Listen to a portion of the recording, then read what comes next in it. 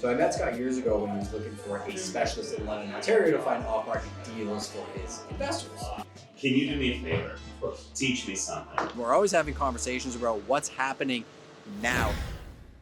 I am in the GTA in a space where I actually had my engagement photos done with my beautiful wife and about to go shoot some content with the one and only Mr. Scott McGillivray, the famous guy with the hair from all the TV shows. He has been a friend and partner of the Prime Squad for over a decade now. And every single time I meet him, I learn something. So I met Scott years ago when he was looking for a specialist in London, Ontario to find off-market deals for his investors. Worked with him for a very long time. We would do investment summits 4 times a year at one point, where we'd get in the room. I remember it was 100, then it was 200, then it was 400, then it was 500 people, and really just talk about our market and have one-on-one conversations with people who wanted to become real estate investors, but wanted to do more and actually build a limitless future for themselves. So worked with them in that capacity for years. And then they launched the Trusted McGillivray Program, which they asked me to be a part of because we had a pre-existing relationship and they knew the type of business that we did in London. For us, it was a no-brainer because they'd invested in us for so many years that it was definitely something that we wanted to be a part of. 6 years later, we are sitting here as we're doing our 6th shoot with him and his media team. Now, a lot of people know Scott from his fame on HGTV and all the TV shows, but he actually owns an incredible production company and has a very multi-diverse team. But I have to let you go now because he's walking up. Let's do this. Oh, sorry. Can you do me a favor? Of course. Teach me something. Teach me something. You know, I don't know anyone in this industry that knows more about the real estate space and has done more marketing and groundbreaking things. Like, people look to you as a mentor in the space. So help me help them. Teach me something that I can, help people with. Followers and subscribers don't matter at all anymore. It's completely changed. Gary Vee said we've gone literally from the social media economy to the interest economy. So every piece of content you put out now has the opportunity to go viral, no matter how big your following is, because every social media platform has taken the TikTok algorithm of interest, right? If you look at what you look at, that's what you see.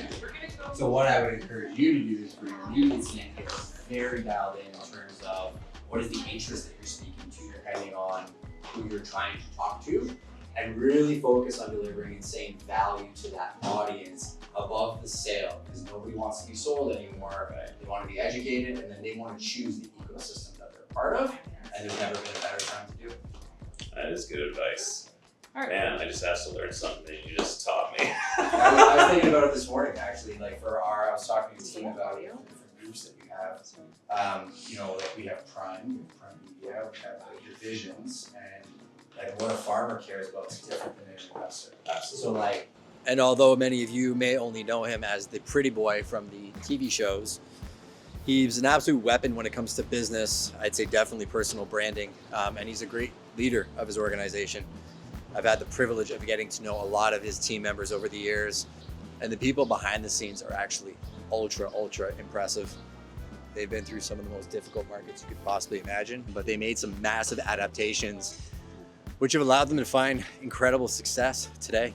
I believe they have 8 shows in production as we speak.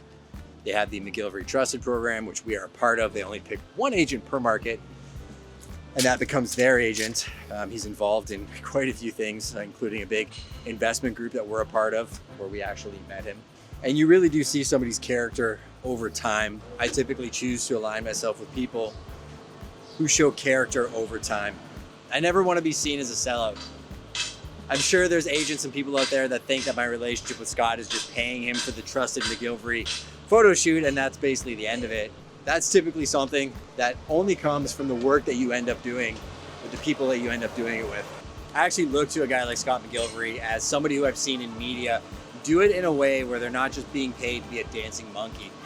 Every single thing I've seen him involved with from when I met him first to second, he actually has his hands in it, and it's an execution of his overall vision. The other thing I've learned is haters are just confused admirers. Being associated with somebody like Scott, you're gonna have people that actually make assumptions that it's maybe just a paid photo opportunity, that he has no idea the people that he's actually hiring, it's just a marketing gimmick.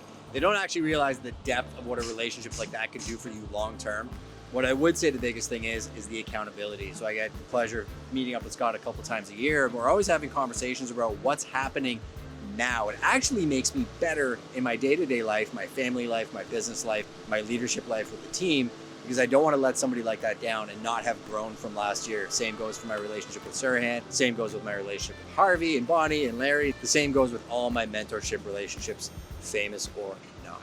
And that's a wrap.